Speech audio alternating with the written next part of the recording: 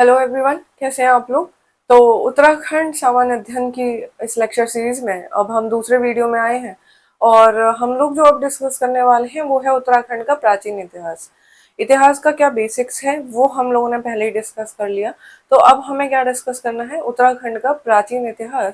तो उत्तराखंड पहले कैसा था, कैसे धीरे धीरे इवॉल्व हुआ, उसका विकास हुआ और कैसे आज का जो उत्तराखंड है वो बना। और उस समय उसको किस नाम से जाना जाता था, वहाँ क्या क्या उसकी जो विशेषताएं हैं वो सब हम लोग आज एक पीपीटी के माध्यम से देखते हैं। तो उत्तराखंड का जो प्राचीन इतिहास है प्रागैतिहासिक काल से कत्यूरी साम्राज्य तक। तो ये प्रागैतिहासिक काल से कत्यूरी साम्राज्य तक हम इसको समझेंगे। तो देखो, अब इसमें हम क्या क्या कवर करने वाले हैं कि भूगोल और पौराणिक परिचय। तो जैसा कि मैंने बताया कि उसकी विशेषताएं क्या क्या थी, हम वो इसमें डिस्कस करेंगे। और क्या डिस्कस करेंगे, प्रागैतिहासिक काल, जनजातियां व शैल चित्र। तो जनजातियों के बारे में देखेंगे, शैल चित्रों के बारे में देखेंगे। और क्या देखेंगे, कुड़िंद वंश। ये प्रथम ऐतिहासिक वंश था उत्तराखंड का प्राचीन काल में। और या कहें कि पहला ऐतिहासिक वंश पूरे इतिहास में ही रहा, ये था कुड़िंद वंश। उसके बाद शक, कुषाण, नाग प्रभाव, कि उनका प्रभाव कैसे पड़ा, है ना, कौन कौन कब कब आया, इस तरीके की बातें देखेंगे। फिर हम देखेंगे कार्तिकेय पुरवंश, जिसे हम कत्यूरी वंश बोलते हैं, वो कार्तिकेय पुरवंश और उसकी वास्तुकला कैसी थी, उसमें क्या क्या इंपॉर्टेंट फीचर्स थे, हम वो भी देखेंगे। और फिर देखेंगे धार्मिक विरासत, यानी कि शंकराचार्य और पंच केदार बद्री, यानी कि चार धाम के बारे में, इन चीजों के बारे में हम लोग डिस्कस करेंगे। ठीक है।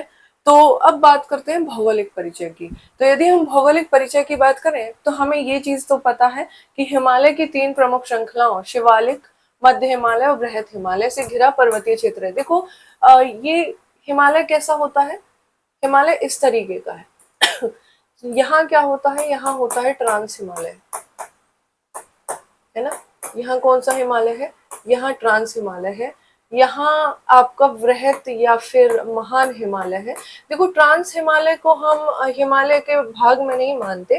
ट्रांस हमने उसको नाम ही इसलिए दिया है ताकि जो ट्रांस शब्द है वो बताता है कि इससे परे, यानी कि ट्रांस हिमालय जो है वो हिमालय से परे का क्षेत्र है।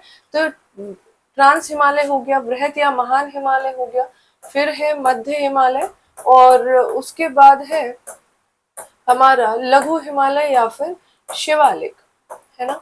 तो यहाँ क्या है, उत्तराखंड जो है इनसे घिरा हुआ क्षेत्र है। और क्या हमें ये पता है कि प्रमुख नदियों का उद्गम जो है वो हिमालय से ही होता है और उत्तराखंड से ही उनकी ब्रांचेस निकलती हैं। जैसे गंगा, यमुना, अलकनंदा, भागीरथी, काली जैसी प्रमुख नदियों का उद्गम स्थल उत्तराखंड ही है, हमें पता है ना। दो प्राकृतिक व सांस्कृतिक मंडलों में विभाजित, गढ़वाल व कुमाऊं। हम ये देखेंगे कि गढ़वाल और कुमाऊं कैसे उनका विभाजन हुआ और इनका ये नाम क्यों पड़ा। उसके बाद हम देखेंगे कि यहाँ पर गहरी घाटियां हैं, हिमनद जो ग्लेशियर्स हैं, और बड़े बड़े दर्रे यानी कि पासेस हैं। पासेस क्या होते हैं, ये आप वैसे जब हम ज्योग्राफी फिजिकल या इंडियन ज्योग्राफी पढ़ते हैं उस समय पढ़ते हैं कि दर्रे क्या होते हैं। दर्रे वो सकरे रास्ते होते हैं जो नदियां पहाड़ों को काट करके बना देती हैं।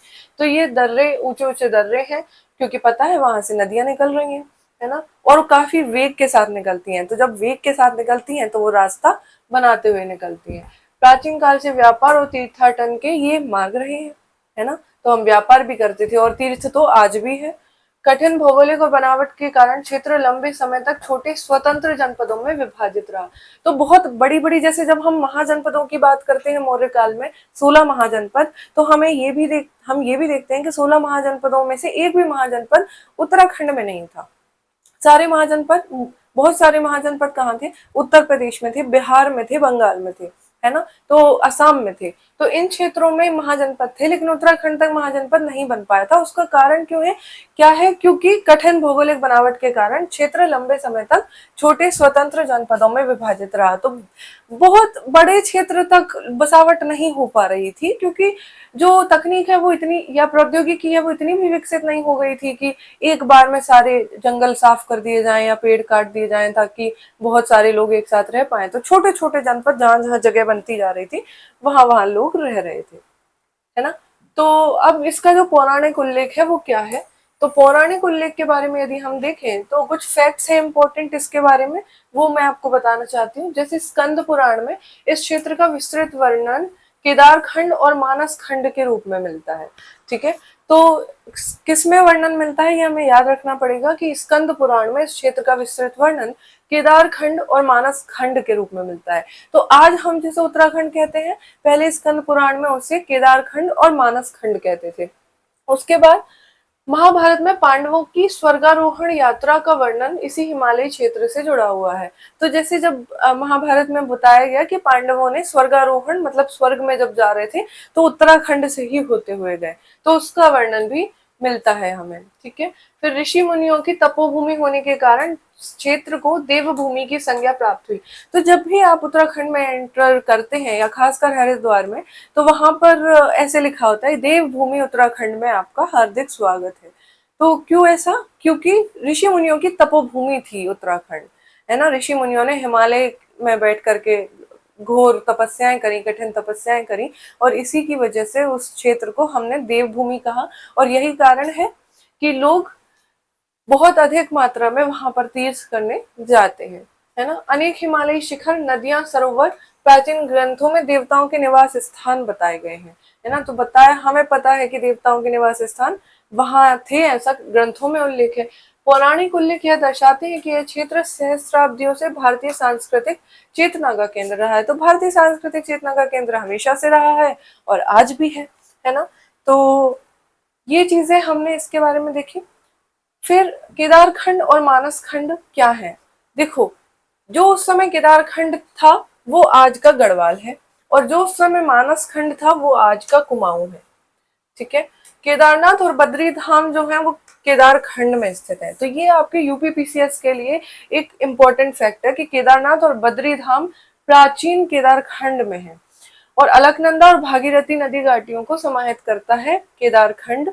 स्कंद पुराण के एक स्वतंत्र खंड के रूप में वर्णित है, ये हम पहले भी देख चुके हैं। ऐसे ही मानसरोवर की ओर यदि यात्रा जाती है तो वो कहाँ से होकर के जाती है, मानस खंड यानी कि कुमाऊं क्षेत्र से होकर के जाती है, और काली और सरयू नदी घाटियों को ये क्या करता है, ये समाहित करता है। तो केदार खंड किसको समाहित करता है, अलकनंदा भागीरथी नदी को, और काली और सरयू नदी को कौन समाहित करता है, मानस खंड यानी कि कुमाऊं का क्षेत्र। और जागेश्वर जैसे प्राचीन शिव तीर्थ इसी क्षेत्र में स्थित है। तो जागेश्वर शिव मंदिर किसने बनाया, कब बना, ये भी हम देखेंगे। ये एक इम्पोर्टेंट ऐतिहासिक धार्मिक स्थल है जिसको हमें याद रखना होगा कि ये कहाँ पर है। ठीक है, तो अभी जो है हमने ये जाना कि उसका भौगोलिक और पौराणिक महत्व क्या है उत्तराखंड का।